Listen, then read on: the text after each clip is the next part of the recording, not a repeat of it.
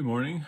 Brian S. Pratt here. Going to read chapter 5 of Jaikus and Reneeke Join the Guild. A little backstory so far. Jaikus and Reneeke, in their attempts to join the famed Adventurers Guild, have signed on with Jaikus' troop, who is accompanying the apothecary Heimel to an ancient ruin known as Sithel, at which point, if they make it back and they quit themselves honorably and appropriately, then Jaikus will put them up for membership in the guild, and then they'll be in. But they got to do that. Jaikus played a joke on them, pretended to be a troll. That trolls have killed everybody and scared them into the swamp. Well, they've gotten past that. Now, chapter 5. Sorry about that. Chapter 5, we're going to see them getting a little bit closer to the ruins of Sithel. Okay. Mid-afternoon found them traversing through a series of mounds rising from the muck. There was little in the way of firm ground upon which to walk, necessitating that each watched their step carefully. Heimel led them alongside the mounds rather than taking what Jaikus figured to be the better path over them. Some were quite large, almost islands in themselves, and would appear to afford safe passage from the bog. Why do we go around? Jaikus questioned, as he barely avoided slipping his foot into the muck for the untold time. Quiet, Jaikus whispered back to him. No talking. I would rather be on the mounds as well, Jake, Reneeke whispered from where he walked just behind his friend. This is a cursed place, so Seward told the boys in a hushed voice. Some say the spirits of the dead walk among the mounds at night. It would be best not to anger them by treading upon their graves. Graves? These are graves? Jaikus whispered back. Visions of treasure buried with the dead sprang to mind. His thoughts must have been written upon his face, for Seward said, Don't even think about it, boy. The dead don't take kindly to those who remove their trinkets. But the dead are, well, dead, aren't they? You don't know nothing about nothing, do you? Just then, Jaikus held up his hand and brought the troop to a halt. He and Heimel were stopped at a junction where the corners of 4 mounds converged. Motioning the others to gather near, he knelt and inspected the ground. Pointing to a line of tracks running between the mounds, coming from their left and disappearing to the right, he said, Trolls. He paused a moment as he inspected the ground further. And something else, too, maybe a mossback. Are the trolls hunting it? Stewart asked, or is it hunting them? Hard to tell. I make out 5 trolls, so I would be inclined to believe that they were after the mossback. Standing back up, he said, Mossbacks rarely try to take on so many at one time. Sir, Reneeke asked, what's a mossback? Large reptile, Jaikus explained, about the size of a cow with razor-sharp teeth and a mean disposition.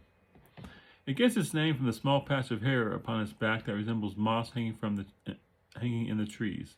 The younger ones are able to climb up into the trees, where the moss conceals them until prey passes below, then they pounce. Reneeke came forward and examined the tracks as well. They look a couple hours old. Jaikus nodded. You have a good eye, boy. Shrugging, Reneeke replied, My father used to take me hunting in the hills. Handy with a bow? Seward asked. Fair. I tend to hit more often than not. Then you should have brought one with you, Seward stated with irritation. We didn't have enough coins to buy one, and my father wouldn't allow me to bring the only one he had. To be honest, he didn't think our chances of getting into the guild were very good. He grinned, and neither had I.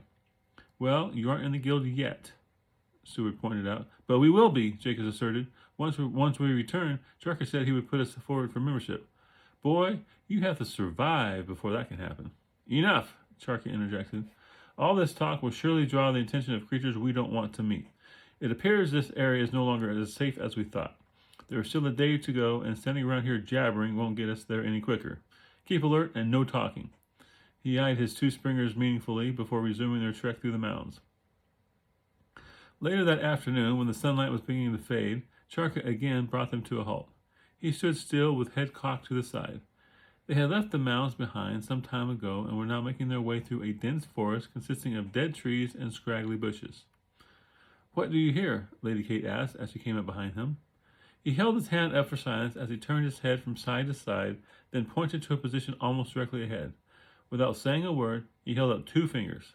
Glancing back to the others, He held a finger against his lips for silence. So intently was Jaikus peering into the forest of dead trees before them that he about jumped out of his skin when Seward patted him on the shoulder. Seeing the man holding out the mule's reins for him to take charge of, he took them. Drawing his sword, Seward moved forward to stand with Charka. Lady Kate positioned herself behind them.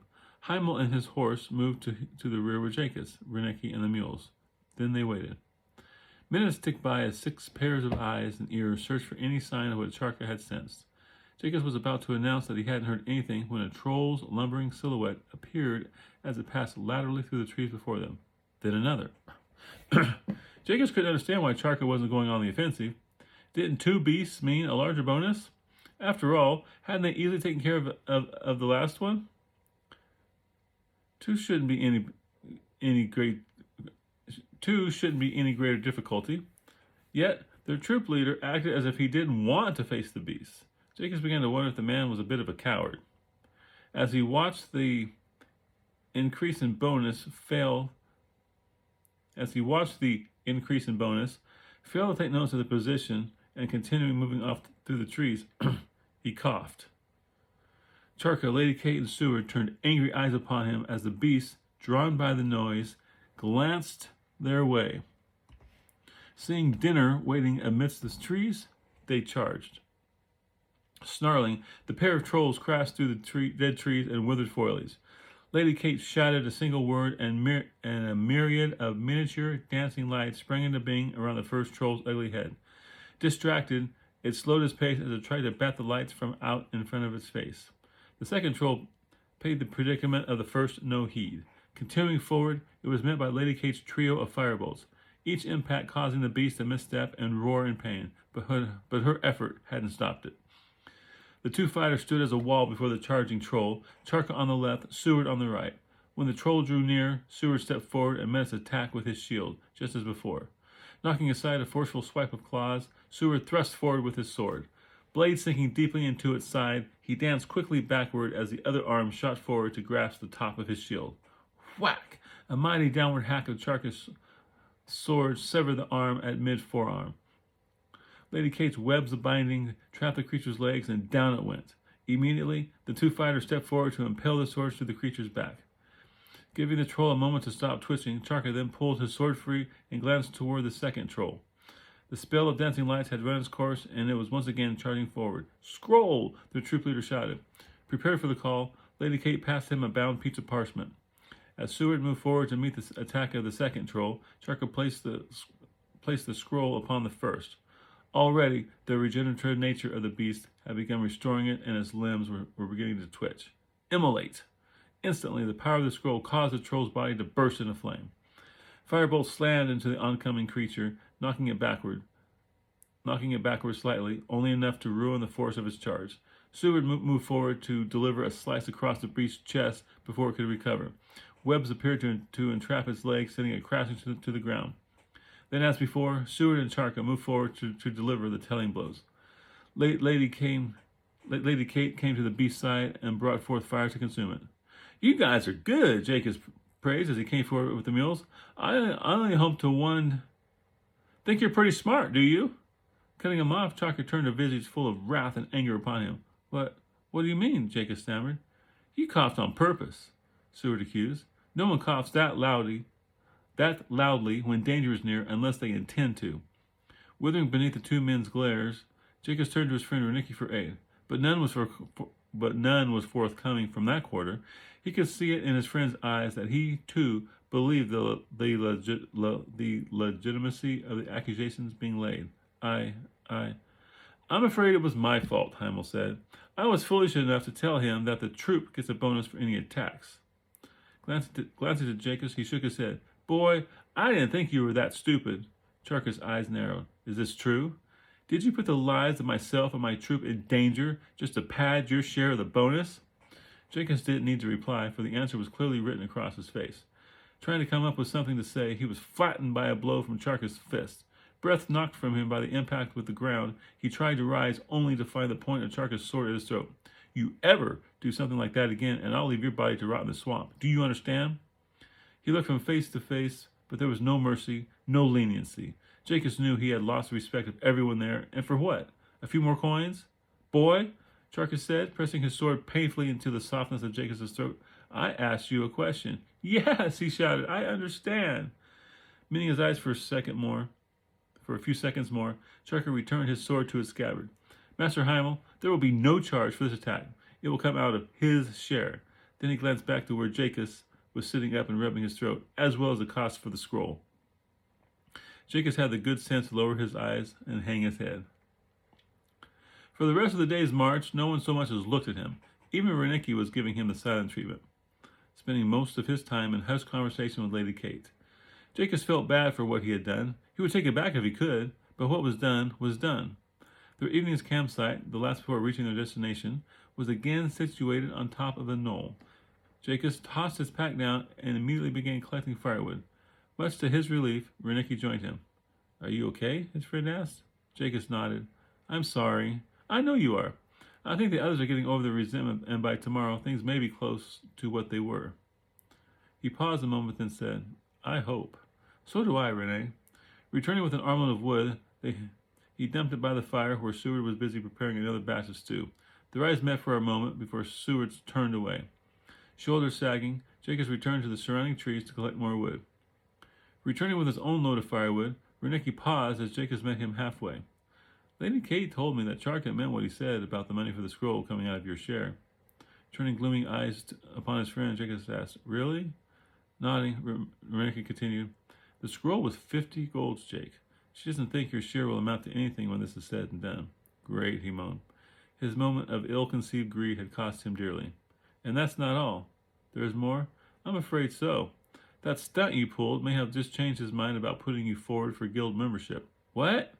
He considers such an act as not honorable. He might.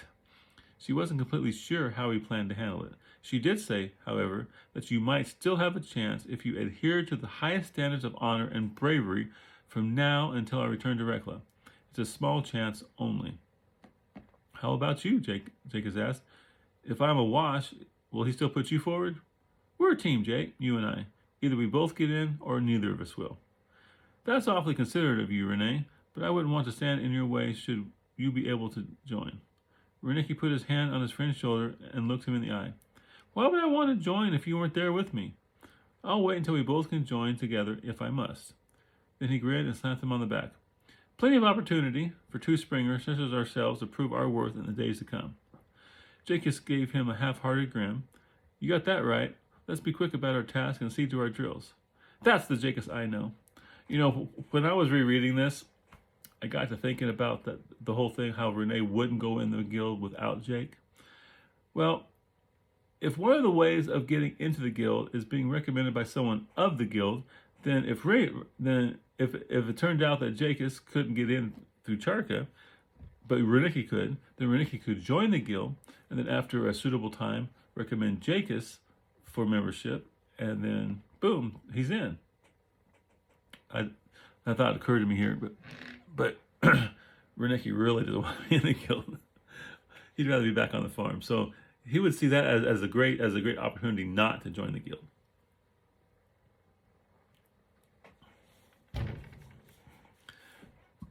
Charka required twice the wood as they had collected the previous nights. We must keep the fire bright tonight, lads, he explained. Came across fresh tracks from a mossback. They don't care much for fire and tend to avoid it whenever possible. Yes, sir, Jaikus replied with great enthusiasm. Their troop leader eyed him, but remained silent.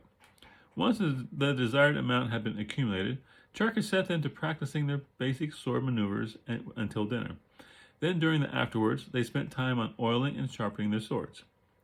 You may have need of them before the night is over. Will a mossback attack? Reneeke asked. Charka glanced to the Springer and said, There are more than mossbacks abroad in the swamp at night. Where fire keeps mossbacks away, there are other creatures that it will attract. Like glow moths, Seward offered.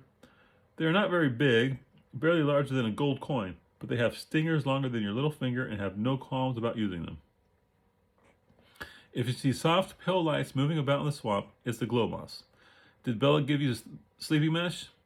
Pulling the large, finely weaved mesh net from his pack, Reneeke asked, Is this it? That's it. Make sure you cover yourself with it when you sleep. It will keep the moths away. Yes, sir, they replied in unison. Jaikus, you have first watch. By myself? He asked, surprised. Is that a problem? No, sir. Okay, then. Wake me for the second. Yes, sir. Glancing to his friend, Jaikus saw him shrug. Perhaps he's giving you a chance to prove yourself, Reneeke suggested. Not so, Seward injected. First shift is often given to those deemed the most untrustworthy. Crestfallen, Jaikus asked, It is? Seward nodded. It's the easiest to stay awake, and most likely Charco won't even fall asleep since he has elected to follow you.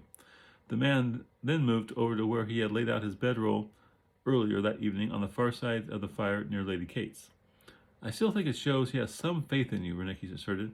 This is the first either of us has been allowed a solitary turn at watch. I hope you're all right, Renee. Of course I am. You'll see. Get some sleep, Jaikus told his friend. Your turn at watch will come all too soon. Flashing him a grin, Reneeke replied, Don't I know it? Pulling his blanket over him, he then maneuvered the mesh so it covered his upper body. It wasn't large enough to cover him completely. Where are the moths? I'll see you in the morning. And with that, Jaikus moved to the outer fringe of firelight and began his circuit of the perimeter. The others settled into the bedrolls, each moving their mesh net into position in anticipation of glow moth incursions. Jaikus' mesh netting remained atop his bedroll as he didn't figure on needing it right away. How wrong that supposition turned out to be. Not more than 20 minutes into his watch, the first glow appeared out in the swamp. He paused to watch it move about amongst the trees. Even though it didn't head directly toward the camp, it did steadily draw closer in a roundabout way. A second one appeared, then a third. By the time the fourth began its way forward, Jaikus decided now would be a good time to get his mesh and drape it over his head. He felt kind of silly with the thing on him, but since everyone else seemed to believe in its effectiveness, he would trust in it. The night was silent as more and more lights appeared. From all directions, the glow moths were drawn to the light of their fire. 4 became 8, 8 grew into 16, and their number steadily increased. Jaikus was rather nervous when the first one came his way. He saw the stinger Seward had mentioned, long and barbed at the end. It definitely wasn't something with which he wished to be impaled. As the glow moth fluttered near his face, he quickly realized that should it decide to attack, the flimsy mesh would hardly impede it. But the glow moth didn't attack. In fact, it veered off before coming within 6 inches of the mesh. Intrigued, Jaikus stood his ground and watched as a myriad of glow moths flittered about on their way toward the fire. Very graceful and beautiful to behold, Jaikus would have tried to grab one if it hadn't been for their barbed stingers. He had to let Reneeke see the arrows display for himself. Going to his friend, he gently woke him. The moths, he whispered as Reneeke started awake. Aren't they something? Reneeke nodded sleepily. Yeah, they're great, Jake. Then after another brief glance at the fluttering insects, he rolled over and immediately fell back to sleep. The display lasted only an hour before the glow moths departed. A few had come a bit too close to the flames and were consumed. But by and large, they appeared to have come to dance around the flames, then leave. Once the exodus began, it took only a few minutes before the last glowing moth had vanished back within the swamp. Taking off the mesh, he went to wake Chuck for his turn at watch. He approached the troop leader cautiously, wondering if he were still asleep. At Jaikus' first touch, Sharka's eyes snapped open.